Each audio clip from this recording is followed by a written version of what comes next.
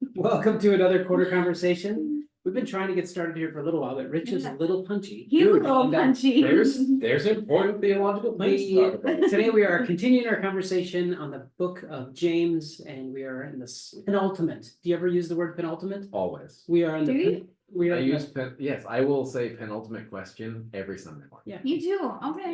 Yeah. Here we are at the penultimate week of our series in James, week number 10. Is it? Why is it the penultimate? Second to last.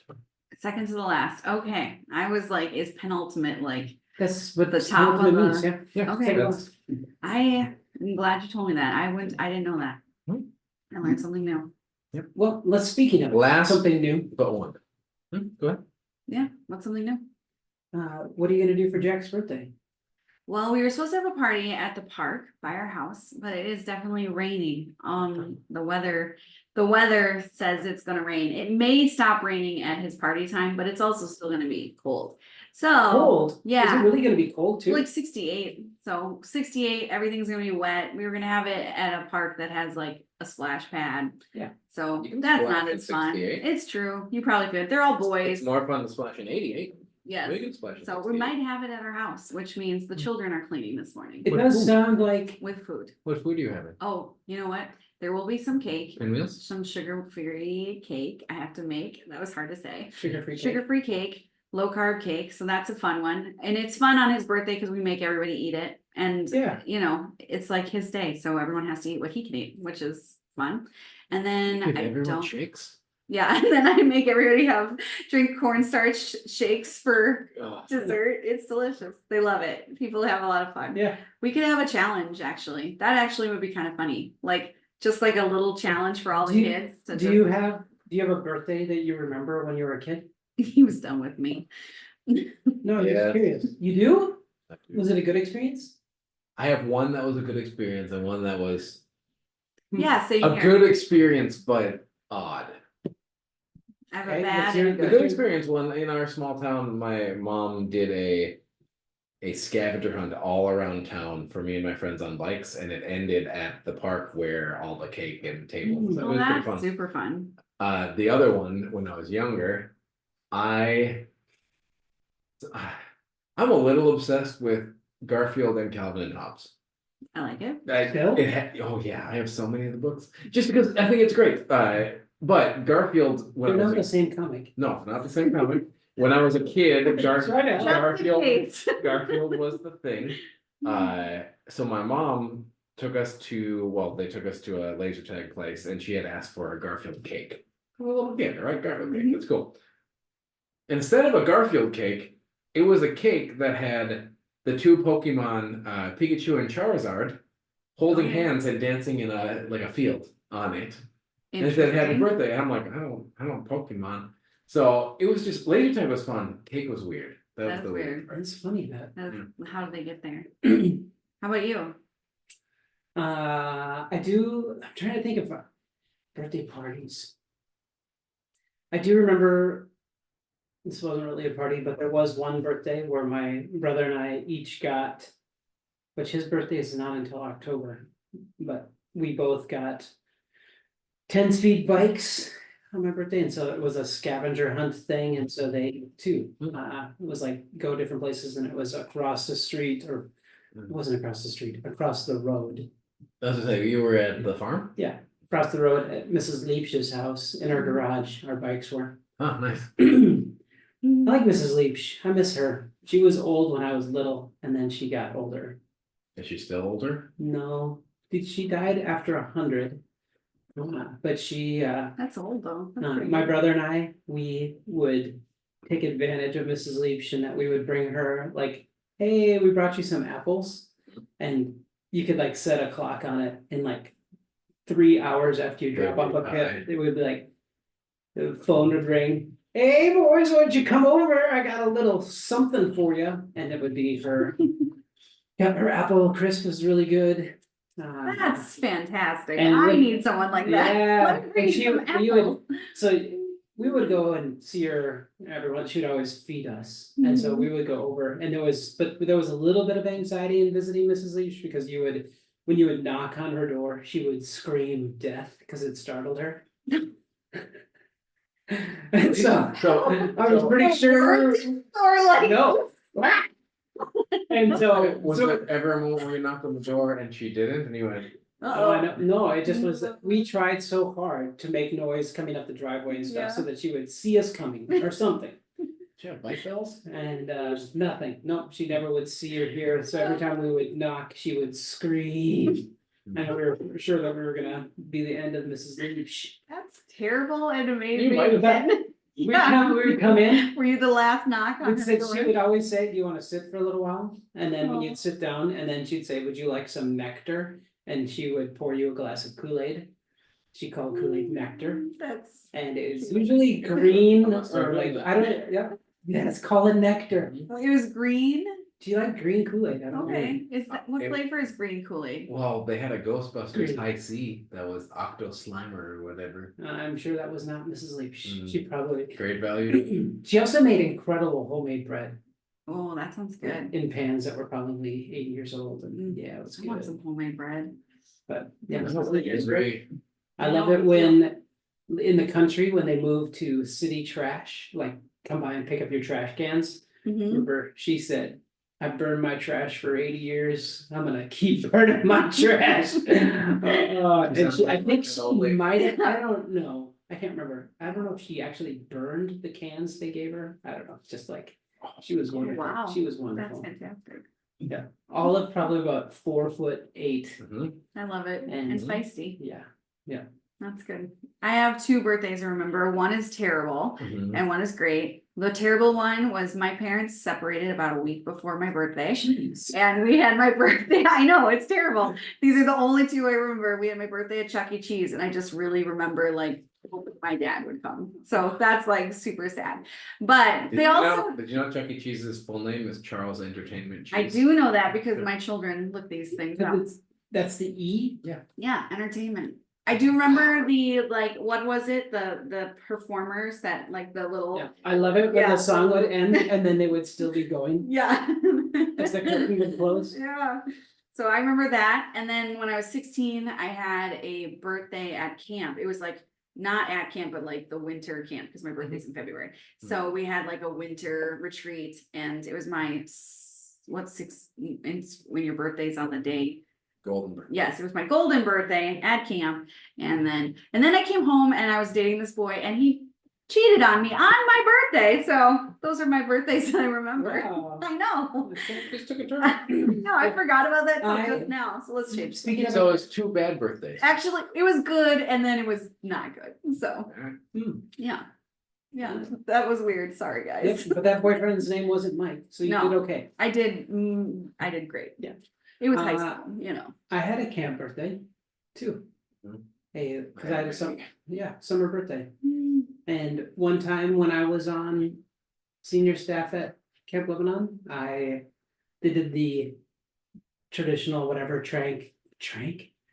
Yeah, prank, whatever, but they blindfolded me and then had, like Mm. 4 people up there say, all right, you have to identify who kisses you on the cheek.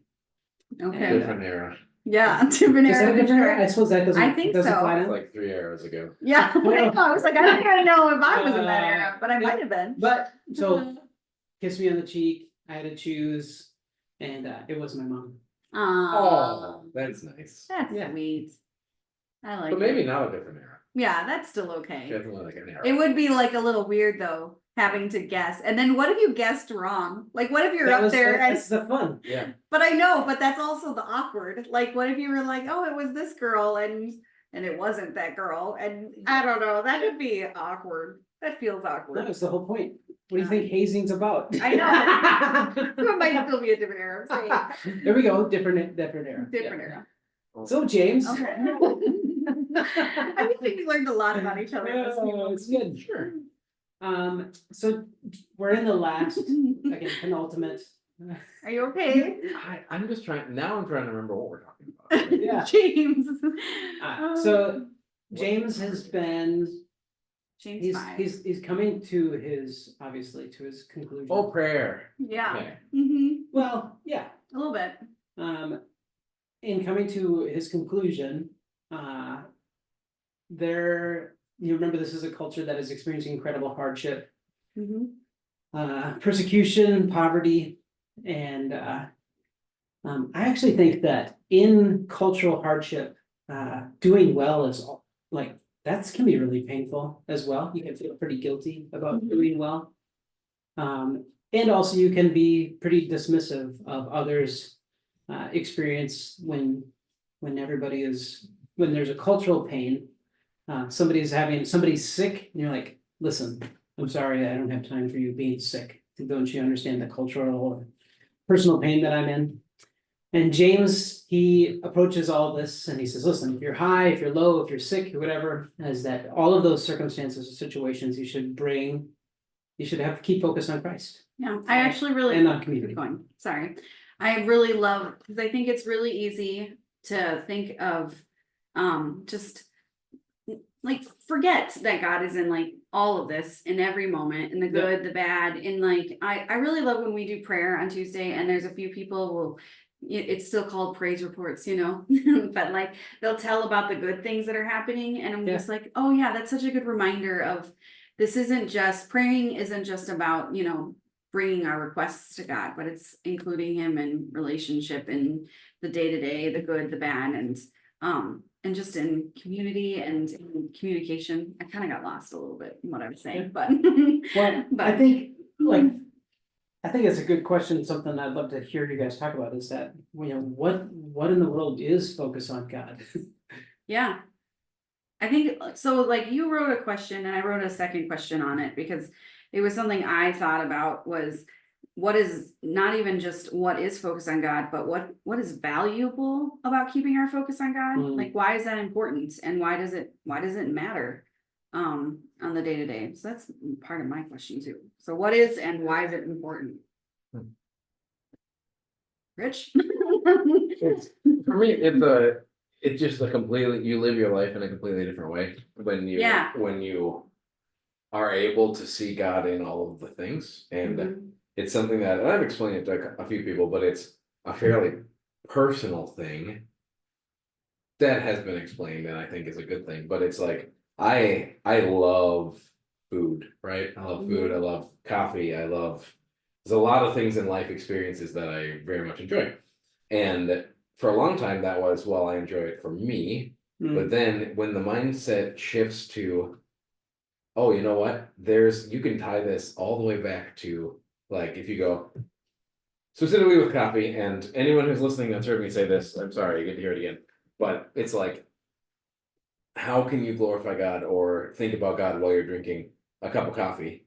You just look back and you go, well, God provided the space for coffee to grow, and then the ingenuity for the human being who figured it out to then go, I can maybe drink this. And then fast forward, now we know how to grow, roast, grind, brew, and it all comes out of the fact that, like, God provided all the things that needed to be there for it to be good. Yeah.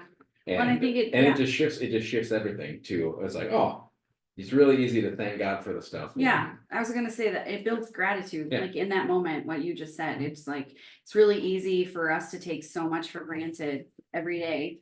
And that just what like related to what you were saying, I've been doing this thing usually on Mondays. Where I just kind of go for a drive down the parkway, and you know, and you guys would ride the bikes, but I drive because it's, I don't know, ride the bikes. But and it's been a time where I can pray and kind of look outside and still like be in nature and build some gratitude, but it's also quiet because I need some quiet time because there's just so much noise all the time. And when I can just turn off music, turn off sound and have this quiet moment and then also be in nature and just have a moment where I'm thinking about what I need, what God is doing in my life, what God's doing in the people around me, how I can pray for community, how I can pray for people in Camden, whether they're at church or in the neighborhood. Like I just feel like it's become kind of important, not kind of, it's become really important because it refocuses what matters to me. And like that, when we think about what you just said, when we think about focusing on God, it really does shift what is most important in our lives. Like our families, our kids, the people we're with. And I think in busy seasons, like I feel like I've experienced this lately, where I've been so busy that even when I'm like acting as a barista at Camden, like my energy level feels a little low. And so like being really good at building conversation has been harder than it used to be. And I'm an extrovert, so usually that's pretty easy for me. But lately I'm like, wow, I think I've hit my extrovert wall and need to refresh a little bit.